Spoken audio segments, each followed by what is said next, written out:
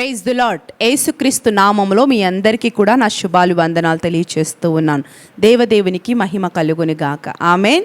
So దేవుడు అనేక రీతులుగా మనతో మాట్లాడుతూ మనల్ని దర్శిస్తున్న దేవుడు ఈరోజు కూడా ఒక అమూల్యమైన విషయాన్ని మనతో మాట్లాడబోతున్నారు. ఆమేన్. హల్లెలూయా. ఈరోజు వాక్యం యొక్క అంశం ఏమిటంటే ఎగురుతున్న బాణాలు. దేవునికి స్తోత్రం. ఎగురుతున్న బాణాలు. అందుకే కీర్తనకారుడు 91వ కీర్తన 5వ వచనంలో అంటారు కదండి, పగటి వేళ ఎగురు బాణములకైనను. దేవునికి స్తోత్రం. ఏమంటున్నాడు? పగటి వేళ ఎగురు బాణములకైనను చీకటిలో సంచరించు. ఆ మాట చదువుదామా? 91వ కీర్తన 5వ వచనంలో, పగటి వేళ రాత్రి వేళ కలుగు భయముకైనను పగటి వేళ ఎగురు బాణముకైనను. దేవునికి స్తోత్రం. చిన్న ప్రార్థన చేసుకుందామా? ఆశ్చర్యకరుడా, జీవాధిపతి, మీకు వందనాలు. ఈ ప్రాముఖ్యమైన సమయంలో నాతో మాతో మాట్లాడండి, నన్ను దర్శించండి. నిలబడుతున్న నన్ను మీ సిలువ చాటున మరుగు చేసుకొని మహిమ పొందమని యేసుక్రీస్తు శ్రేష్టమైన నామంలో అడిగి వేడుకొనుచున్నాను తండ్రి. ఆమేన్. దావీదు గారు ప్రార్థన చేస్తున్నారు. ఏమనంటే, అయ్యా, చీకటిలో సంచరించు భయముకైనను పగటి వేళ ఎగురు బాణముకైనను ఏవి కూడా నా మీద తగలకుండా నువ్వు కార్యము చేయి. బాణాలు సంధిస్తున్నాయ్యా, బాణాలు నా మీద పడుతున్నాయి, ఆ బాణాలను విరిచివై ప్రభువా అని ప్రార్థన చేస్తున్నాడండి. హల్లెలూయా. సాతానుడు ఎక్కువసార్లు ఎక్కువ ప్రార్థించే వారి మీద, ఎక్కువగా పరిచర్య చేసే వాళ్ళని ఎక్కువగా వాడు సంధిస్తూ ఉంటాడు. హల్లెలూయా.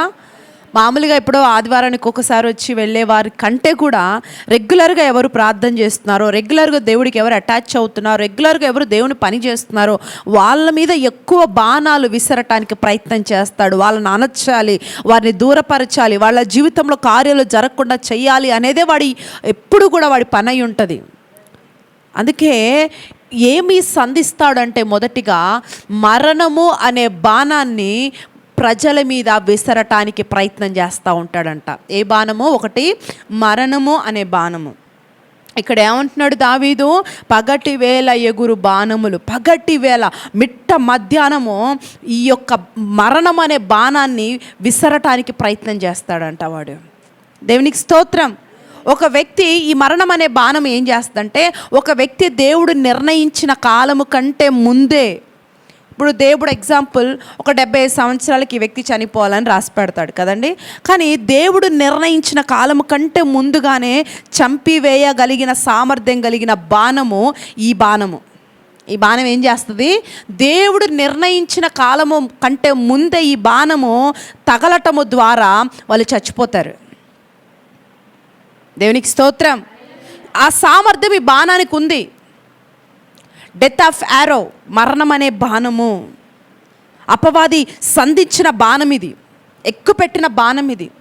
బైబిల్ గ్రంథంలో మనం ఎగ్జాంపుల్గా చూస్తే, మొదటి రాజుల గ్రంథము 4వ అధ్యాయం 18 నుంచి 22 వచనాల్లో ఒక చిన్న పిల్లాడు ఉంటాడు, షునేమిరాలు కుమారుడు. ఈ షునేమిరాలు ఎవరో మీకు తెలుసు కదండి.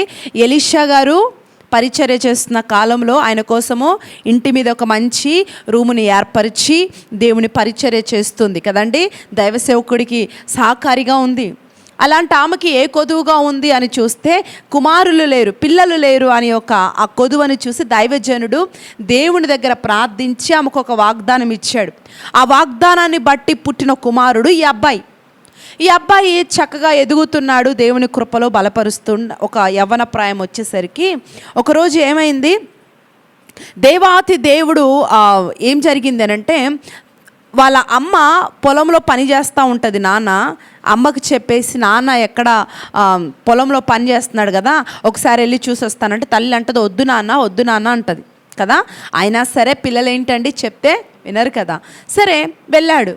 అక్కడ వెళ్ళి కొద్దిసేపు ఆడుకుంటున్న టైంలో మిట్ట మధ్యాహ్నం పూట వాడికి సడన్గా తలనొప్పి వచ్చింది.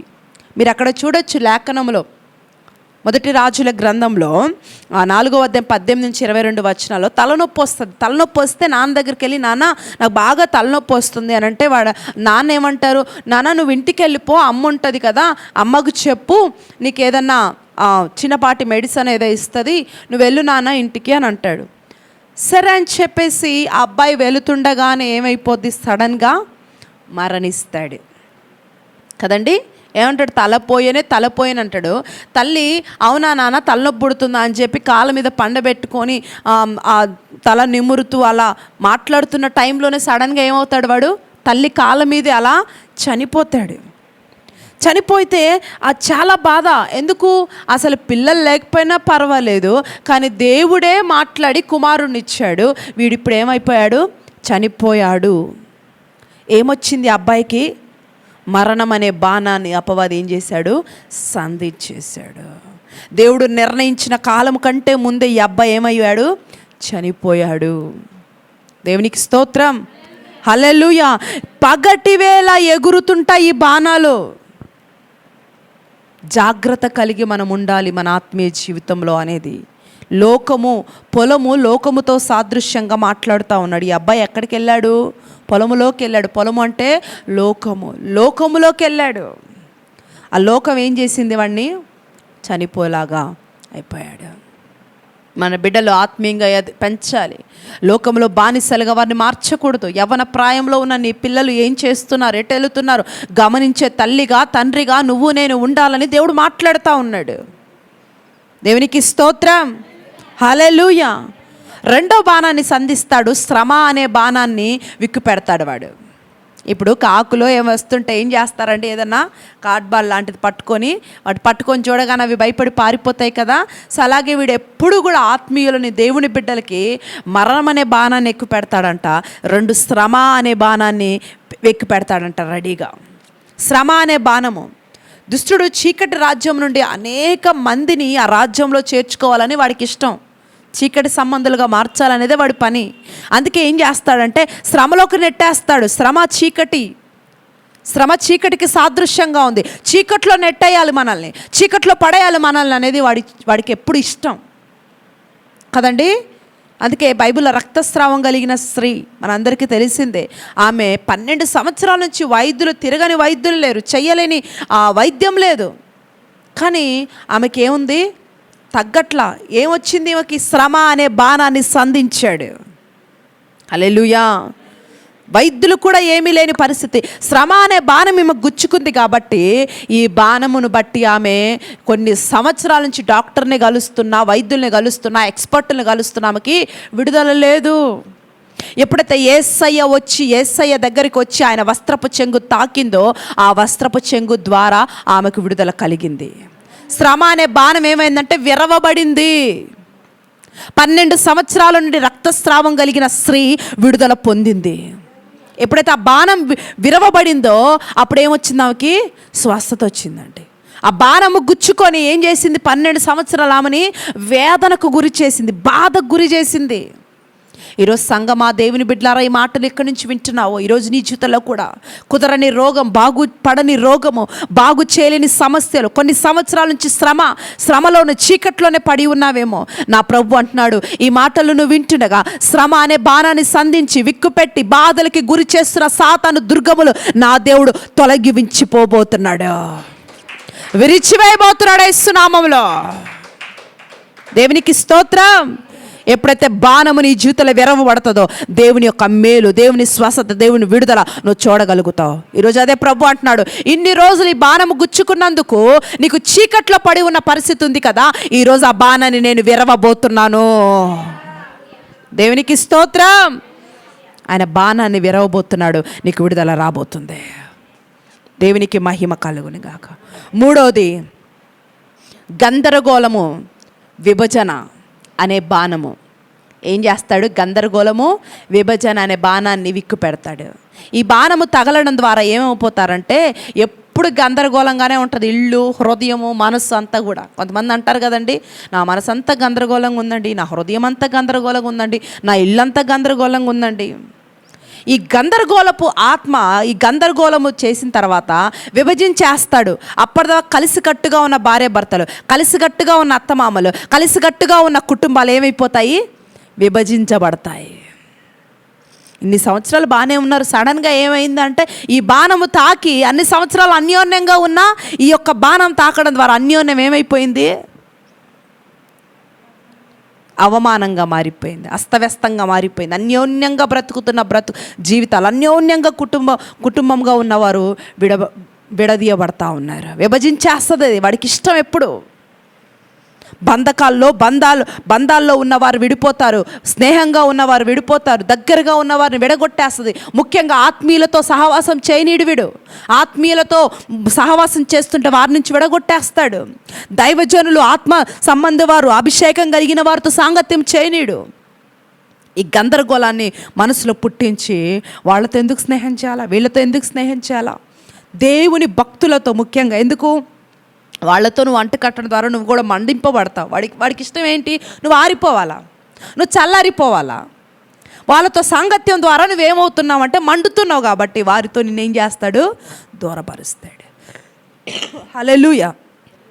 ఈ బాణము గుచ్చుకోవడం ద్వారా నువ్వు విభజించబడబోతున్నావు. బైబిల్ గ్రంథంలో పౌలు బర్నబాలు ఎంత మంచి స్నేహితులండి, ఎంతమంది పరిచర్య చేసిన వాళ్ళిద్దరు.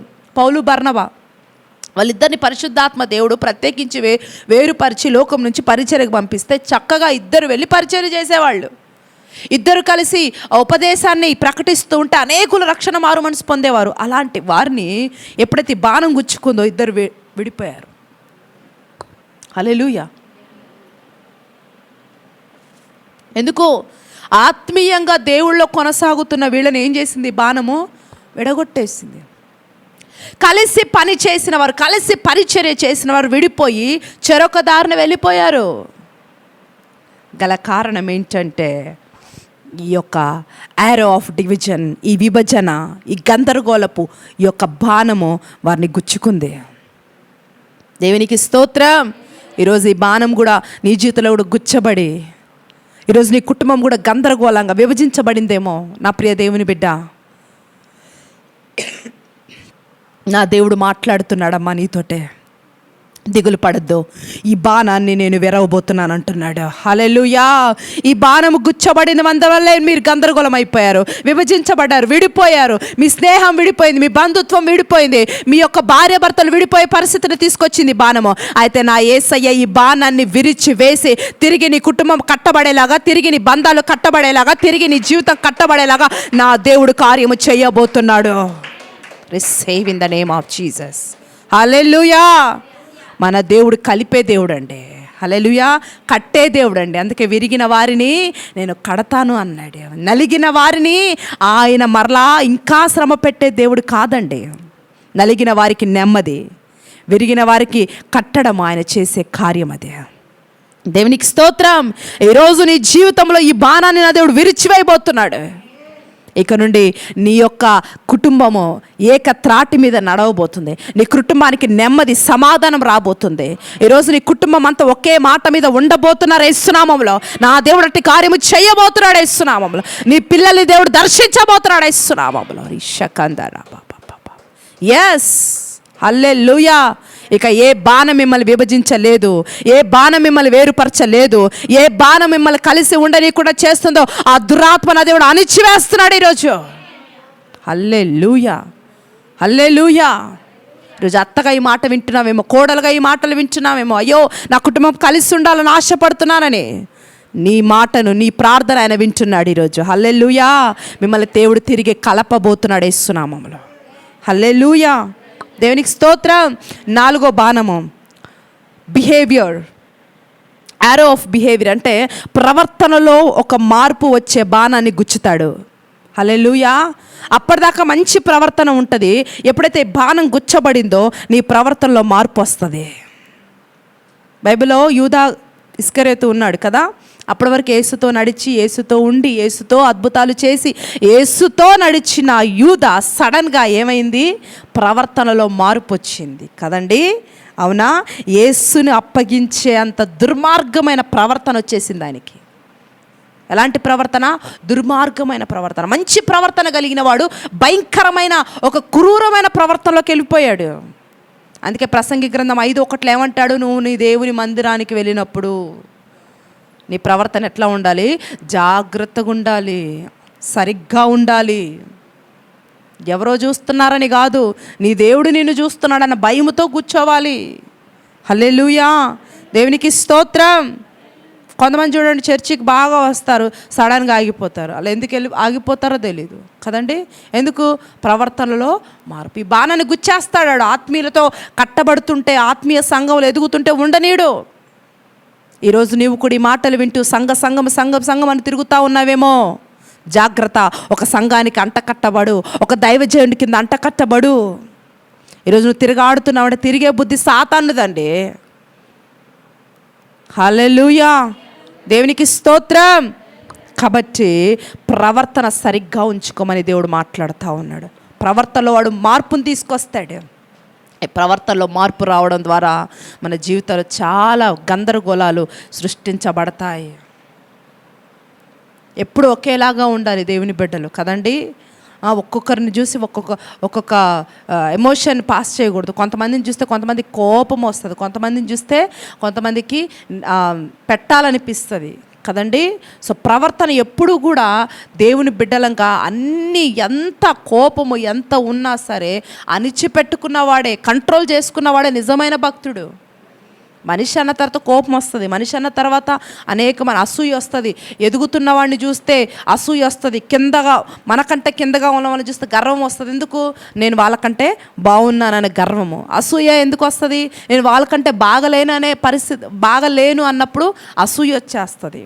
సో ఇవన్నిటిని మనం ఏం చేయాలంటే కంట్రోల్ చేసుకుంటూ మనం ముందుకెళ్ళినప్పుడు దేవుని కార్యాలు మనం చూడగలుగుతాం. నెక్స్ట్ 5వది యారో ఆఫ్ డ్రివెండర్, అంటే మింగివేసే బాణము, భక్షించు బాణము. ఏం చేస్తుంది? ఈ బాణము తగలడం వల్ల సడన్గా డెత్ అయిపోతారు, మింగేస్తుందంట. కొంతమంది అంటారు కదా, మరణం వాడిని మింగిందిరా కదా.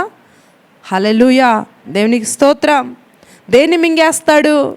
ఇంట్లో ఉన్న ఆస్తిని మింగేస్తాడు. మనం ఏమైనా అభివృద్ధి పొందుతుంటే, ఇప్పుడు యోబు జీవితంలో ఏమైందండి? మింగివేయబడింది, సడన్గా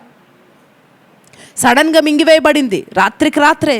కొంతమంది చూడండి బిజినెస్లో బాగా ఉన్నారు అని అంటారు, సడన్గా వాళ్ళు ఏమైందో వ్యాపారం అంతా దివాలా తీశారంట. మొన్నటి వరకు మంచిగా ల్యాండ్స్ అన్నీ ఉన్నారు, అన్నీ పోయినాయి అంట. ఏదో ఆడాడంట, ఏదో గేమ్ ఆడాడంట, లేకపోతే ఏదో చిట్టీలు వేశాడంట, మోసపోయాడంట. రకరకాల వార్తలు మనం వింటూ ఉంటాం కదండి. మింగి వేస్తాడు మనకున్న సమస్తాన్ని. ఈ బాణం గుచ్చడం ద్వారా మంచిగా ఉన్నవారు ఏమవుతారంటే సడన్గా దివాలా తీస్తారు, సడన్గా కోల్పోతారు. ఇల్లులు పోతాయి, ఆస్తులు పోతుంటాయి, ల్యాండ్స్ పోతూ ఉంటాయి, పిల్లలు పోతూ ఉంటారు. సడన్గా ఎప్పుడు ఇంట్లో ఏదో ఒకటి జరుగుతూనే ఉంటుంది, గందరగోళపు ప్రాసెస్. హల్లెలూయా, దేవునికి స్తోత్రం. కాబట్టి ఈ బాణము వలన పూర్తిగా ఏమవుతారంటే కింద పడిపోయే పరిస్థితి వస్తుంది ఈ బాణం వల్ల. ఈ మాటలు వింటున్న నీ జీవితంలో కూడా ఈరోజు ఎక్కడి నుంచి మాటలు వింటున్నావేమో, ఇదే బాణము తగిలి ఒకవేళ నీ పరిస్థితి అప్పుల పాలైపోయిన పరిస్థితి ఉందేమో, ఇదే బాణము తగిలి ఈరోజు నీ జీవితం అంతా కూడా సమృద్ధి లేనిదిగా ఉందేమో, ఇదే బాణము తగిలి ఈరోజు నువ్వు కూడా దివాలా తీసే పరిస్థితి నీకుందేమో. నా దేవుడు అంటున్నాడు, ఏ బాణం అయితే తగిలి నువ్వు బాధించబడుతున్నావో ఆ బాణాన్ని ఈ యొక్క మాటలు నువ్వు వింటుండగా, నువ్వు రిసీవ్ చేసుకుంటుండగా నేను విరవబోతున్నాను అని నీతో వాగ్దానం చేస్తున్నాడు. ఇక నుండి ఏవి కూడా మింగబడవు, ప్రతిదీ కూడా సమకూర్చబడబోతుంది. నీ డబ్బు, నీ ఆస్తులు సమకూర్చబడబోతున్నాయి. యేసు నామములో నీ కష్టార్జితం నువ్వు అనుభవించబోతున్నావు. ఓ స్పిరిట్ ఆఫ్ ఫాదర్, హల్లెలూయా, దేవునికి స్తోత్రం. కష్టపడి సంపాదించిన నీ ప్రతి రూపాయి నువ్వు అర్హుడిగా, నువ్వు దాన్ని పొందుకునేవాడిగా, దాన్ని అనుభవించేవాడిగా నా దేవుడు నిన్ను మార్చబోతున్నాడు. హల్లెలూయా, దేవునికి స్తోత్రం. నీతిమంతుడు తమ పిల్లల కొరకు ఆస్తులను సమకూర్చును. హల్లెలూయా. నీ నీతి నిన్ను సిగ్గుపరచబడనీయదు. నీ భక్తి నీకు ధైర్యము పుట్టించాలి తప్ప నీ భక్తి నీకు భయము లేని తరంగా పిరికితనం పుట్టించకూడదు. నీ భక్తి, ఇంత భక్తి చేస్తూ నువ్వు పిరికిగా బ్రతుకుతున్నావు అంటే దేవుడి మీద నీకు విశ్వాసం లేదనే కదా. హల్లెలూయా. కాబట్టి ఏది మిరింగివేయబడిందో నీ జీవితంలో నాకు తెలియదు. దేవుడు అంటున్నాడు, తిరిగి యోబుకు సమకూర్చినట్లు నీ జీవితంలో నేను సమకూరుస్తాను అంటున్నాడంటే. హల్లెలూయా, హల్లెలూయా. ఎందుకు ఇలా జరుగుతున్నాయి, ఎందుకు ఇన్ని బాణాలు సంధిస్తున్నాయంటే 3 విషయాలు చెప్పి నేను ముగిస్తాను. ఒకటి, ఎందుకు ఈ బాణాలు తగులుతున్నాయంటే రక్షణ కవచము లేని జీవితము కలిగి ఉండడాన్ని బట్టి ఈ బాణాలు తగులుతున్నాయి. ఏ జీవితం అట? రక్షణ కవచము అంటే తిరిగి జన్మించలేని అనుభవం లేని వారి జీవితాలు ఎక్కువగా ఈ బాణాలు సంధిస్తాయి. అందుకే 2 సార్లు ఏమంటున్నాడు, ఒక్కసారి జన్మించావంటే 2 సార్లు చచ్చిపోతావు, 2 సార్లు జన్మించావంటే ఒక్కసారి చచ్చిపోతావు అన్నాడు. అర్థమవుతుందా అండి? 2 సార్లు ఒక్కసారి జన్మించడం అంటే ఒకటేసారి తల్లి గర్భంలో నువ్వు జన్మిస్తావు, ఆ తర్వాత తిరిగి మారు మనసు పొందిన అనుభవము, తిరిగి మరలా ఆ దేవునిలో తిరిగి లేచిన అనుభవము, రక్షణ అనుభవం నీకు లేకపోతే ఈ లోకపు రీతిగా నువ్వు చచ్చిపోతావు. 1, 2 రేపు 2వ రాకల్లో తీర్పు దినాన మరలా నరకలో పడి అక్కడ మరలా నీకు మరణం వస్తుంది. 2 మరణాలు. అదే ఈ లోకంలో నువ్వు 2 సార్లు జన్మించావంటే, 1 తల్లి గర్భంలో జన్మించిన తర్వాత యేసయ్యను తెలుసుకొని మారు మనసు పొంది రక్షణ అనుభవంలోకి నువ్వు వచ్చిన తర్వాత దేవునిలో నువ్వు కొనియాడబడుతున్నావంటే నీకు ఒకే ఒక్క మరణము, అది ఈ లోకప్రీత్యా ఉంటుంది. తర్వాత యుగ యుగములో నీ ఆత్మ దేవుని దగ్గర దేవుని స్తుతిస్తూ ఉంటుంది. హల్లెలూయా. ఎందుకయ్యా ఈ 5 బాణాలు ఆత్మీయుల పైన సంధిస్తున్నాయంటే గల కారణం ఏంటంట? రక్షణ అనుభవం లేదు కాబట్టి చాలామంది జీవితాలు ఈ బాణాలు సంధిస్తున్నాయి. 2, నిలువెచ్చని పరిస్థితి. ఏ పరిస్థితి? నిలువెచ్చని, భక్తి లేని పరిస్థితి కదండి, ప్రార్థన లేని జీవితము. నిలువెచ్చడు అంటే ఏమన్నాడు? ఉంటే వెచ్చగానే ఉండు, లేకపోతే చల్లగానే ఉండు, లేకపోతే నేను ఊసి పారేస్తాను అన్నాడు. అటన్నా ఉండాలి, ఇటన్నా ఉండాలి. కొంతమంది 2 వైపులు కాలు పెడతారు, ఎటు కాకుండా అయిపోతారు కదండి. ఆదివారం ఏమో దేవుడు అంటారు, సోమవారం ఏమో లోకము, శనివారం దాకా లోకంలో తిరిగి మరలా దుమ్ము పట్టిన ఆ సెల్ఫ్లో దుమ్ము పట్టిన బైబిల్ ఉంటుంది కదా, మరలా దాన్ని దులుపుకొని వచ్చి దేవా దేవా అంటారు. ఇది నిలువెచ్చని పరిస్థితి, ఇది భక్తి లేని పరిస్థితి. కాబట్టి ఇలాంటి జీవితాలు ఉండడాన్ని బట్టి ఏమవుతున్నాయి? ఈ బాణాలు సంధిస్తూ ఉన్నాయి. అందుకే మండేవాడిగా క్రైస్తవులు ఉంటే, దేవుళ్ళో ఉంటే, సరిగ్గా మండుతూ వాక్యంలో ఎదుగుతూ నువ్వు సరిగ్గా ఉంటే 4 సంవత్సరాలు శ్రమ రాని, 5 సంవత్సరాలు శ్రమ రాని, అప్పుడు కూడా నువ్వు కరెక్ట్గా ఉన్నావంటే 5వ సంవత్సరం నుంచి నువ్వు ఆశీర్వాదాలు చూస్తూనే ఉంటావు. దేవునికి స్తోత్రం. హల్లెలూయా. అటు ఇటు కాకుండా ఉన్నావు అనుకో, ఏంటి కొన్ని రోజులు బాధ, 2 రోజులు కష్టం, ఇట్లా ఇంకా ప్రాసెస్ జరుగుతూనే ఉంటుంది జీవితకాలం అంతా. పడుతుంటావు లేస్తుంటావు, పడుతుంటావు లేస్తూ, ఇంకెంతకాలం పడి లేస్తావు? దేవుడి చిత్తం నువ్వు నిలబడాలి, నువ్వు స్థిరంగా ఉండాలి, నువ్వు పడిపోయేవాడిగా ఉండకూడదు. ఈ నిలువెచ్చని పరిస్థితి ఉన్నవాడి జీవితంలో ఏమవుతుందంటే పడిపోతుంటాడు, 4 రోజులు లేస్తాడు, మళ్ళీ 4 రోజులు పడిపోతుంటాడు. ఇదే ప్రాసెస్ జీవితకాలం అంతా. అందుకే దేవుడు అంటున్నాడు, ఇకనైనా నువ్వు మండే క్రైస్తవుడిగా ఉండు, నేను నీకు స్థిరత్వం ఇస్తాను అంటున్నాడు. దేవునికి స్తోత్రం. 3, అపవాది కార్యాలు నిర్లక్ష్యం చేస్తారంట. ఏ కార్యాలు? అపవాది కార్యాలు. శత్రువు బలమంతటి మీద దేవుడు అధికారం ఇచ్చాడు కదండి కదా. ఆ శత్రువు ఎప్పుడు ఎట్లా మన కుటుంబాల్లో పని చేస్తున్నాడన్న ఆత్మీయ స్పర్శ మనకు ఉండాలి. ఎవరిని పట్టుకుంటున్నాడు, ఎవరిలో ఎంటర్ అవుతున్నాడు, ఏం జరుగుతుంది నా ఇంట్లో, ఒక సోయ స్పర్శ నీకు ఉండాలి. నీ కుమారుడా, నీ కుమార్తె, నీ భర్త, లేకపోతే నీ భార్యనా, ఈ యొక్క ఫ్యామిలీలో ఆ బౌండరీ నువ్వు వేసుకుంటూ ఉండాలి ప్రతిరోజు. ఎవరిలో మార్పు వస్తుంది, నా కుమారుడు ఎట్లా వెళ్తున్నాడు, నా భర్త ఏం చేస్తున్నాడు, నా భార్య ప్రవర్తన ఎలా ఉంటుంది, ఏం జరుగుతుంది, అన్నీ కూడా గమనిస్తూ నిర్లక్ష్యం చేయకూడదు వాడి కార్యాలు. ఎందుకంటే వాడు ఎటు వైపు నుంచి తవ్వుకొని వస్తాడో తెలియదు. కొంతమంది అంటారు కదండి, సడన్గా జరిగిందండి, సడన్గా వెళ్ళిపోయిందండి. ఎన్ని న్యూస్లు, ఒక అమ్మాయి ఏమైంది, సడన్గా ఎందుకు వెళ్ళిపోద్ది? ఎందుకు వెళ్ళిపోద్దండి? కొన్ని సంవత్సరాలు ప్రాసెస్లో ఉందామే, వెళ్ళిపోవాలన్న ప్రాసెస్లో ఉంది. ఎన్నో న్యూస్లు వింటాం, ఇట్లాంటి న్యూస్లు. సడన్గా వెళ్ళిపోయిందంట వాళ్ళ అమ్మాయిని. సడన్గా ఏం వెళ్ళిపోదు. ఆ సడన్గా వెళ్ళకుండా ఇంట్లో కొన్ని నెలల నుంచి ప్లాన్ వేస్తూ ఉంటుంది. ఆ ప్లాన్ను కనిపెట్టాలా. అది కదా ఆత్మీయుల లక్షణం. ఆ స్పర్శ నీకు ఉండాలి, ఆ సోయ నీకు ఉండాలి.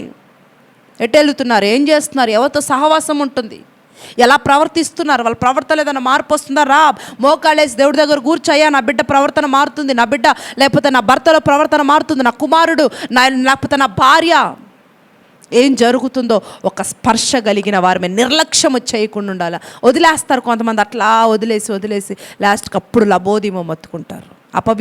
అపవాది కార్యాలు నిర్లక్ష్యం చెయ్యొద్దు. వాడు ఎట్నుంచి అన్న తవ్వుకొని వస్తాడు. నిరంతరం ఒక స్పర్శ, ఒక సోయ కనిపెడతా ఉండాలంటారు కదండి. రాత్రిపూట ప్రయాణిస్తుంటే, ఒక రోడ్డు మీద నడుస్తుంటే ఏం చేస్తాం? అటు ఇటు ముందు వెనక అన్ని చూసుకుంటూ జాగ్రత్తగా ప్రయాణిస్తాం. ఎందుకు? ఎటు నుంచి ఏమొస్తుందో చీకటి కదా అని. అట్లాగే చీకటి సంబంధిగా అపవాది ప్లాన్లు వేస్తూ ఉంటాడు. వాటిని నిర్లక్ష్యం చేయకుండా మనం ముందుకెళ్ళాలి. నిర్లక్ష్యపరచకుండా గమనించుకుంటూ ఉండాలి. నిర్లక్ష్యపరుస్తున్నాం కాబట్టి వాడు ఏం చేస్తున్నాడు? ఈ 5 బాణాలు. ఏ బాణాలు? ఒకటేమో మరణం అనే బాణము, రెండేం చేస్తున్నాడు? రెండో బాణం ఏంటండి? శ్రమ అనే బాణము. మూడో బాణం ఏంటి? విభజించే బాణము. 4గో బాణము ప్రవర్తన మార్పు అనే బాణము. 5వది మృంగివేసే బాణము. ఈ 5 బాణాలు వాడు ఏం చేస్తున్నాడు? విక్కుపెట్టి వేస్తా ఉన్నాడు వాడి పని. ఈ బాణాలు పట్టుకొని రెడీగా వేయడమే వాడి పని ఒక్కొక్క ఫ్యామిలీ దగ్గరికి వెళ్ళి. కాబట్టి వాడి కార్యాలు నిర్లక్ష్యం చేయదు. ఒక ఆత్మీయుడిగా, ఒక విశ్వాసిగా ఈ మాటలు వింటున్న నీవు దేవునిలో బలంగా ఉండు, బలంగా ప్రార్థన చేయి. ఒక స్పర్శ కలిగిన వాడిగా నువ్వు ముందుకెళ్ళు. దేవుడు ప్రతి బాణాన్ని విరిచి తిరిగి మంచి స్థాయిలో ఆయన నిన్ను నిలబెడతాడు. ఇటువంటి శ్రేష్టమైన కృప పరిశుద్ధాత్మ దేవుడు మనందరికీ దయచేయునుగాక. మన మీద ప్రయోగించబడుతున్న ప్రతి బాణము ఆయన నామములు విరవబడును గాక. ఆమేన్. చిన్న ప్రార్థన చేసుకుందాం. యేసయ్యా మీకు వందనాలు తండ్రి. అయ్యా ఈరోజు మాతో మాట్లాడారు. అవునయ్యా, ఇటువంటి బాణాలు తగిలే మేము ఈరోజు మా యొక్క శ్రమ, మా జీవితంలో నిందలు, మా జీవితంలో అవమానాలయ్యా క్షమించండి ప్రభా. ఇక నుండి ఆత్మీయ స్పర్శ కలిగి మేము బ్రతుకుతాము. ఇక నుండి అయ్యా నీ కృపను పొందేవారుగా మేము ఉంటాం ప్రభా. నీ జీవన కర్మగు కార్యాలు మా జీవితంలో జరిగించి మమ్మల్ని నీ బిడ్డలుగా నీ సొత్తుగా మార్చుకొని మహిమ పొందమని యేసు నీ కార్యాలకి కృతజ్ఞతలు తెలియచేస్తూ ప్రతి బాణం మీరు విరిచేశారని నమ్ముతున్నాను. నా జీవితంలో ఏ బాణం కూడా ఉండటానికి వీల్లేదయ్యా. నీ ఘనమైన కార్యాలు జరిగించి నులివెచ్చని స్థితి కాకుండా మండే ఒక విశ్వాసం నాకు మీరు అనుగ్రహించి దీవించమని యేసుక్రీస్తు శ్రేష్టమైన నామంలో అడిగి వేడుకొనుచున్నాను తండ్రి. ఆమేన్. ఆమేన్. దేవుని బిడ్డలారా, దేవుడు బలంగా మనతో మాట్లాడారు కదా. విశ్వాసంగా ఉండండి. బలమైన కార్యాలు దేవునిలో మనం అనుభవించగలుగుతాం. సో మరిన్ని మోర్ అప్డేట్స్ కొరకు పాస్టర్ పాల్ కుట్టన్ యూట్యూబ్ ఛానల్ని సబ్స్క్రైబ్ చేసుకోండి. తద్వారా ఇంకా ఎన్నో ఆత్మీయ విషయాలు మీరు నేర్చుకోగలుగుతారు. ఆమేన్. దేవుడు ఇటువంటి శ్రేష్టమైన కృప దేవాతి దేవుడు మీకు కూడా అనుగ్రహించును గాక. May God bless you all.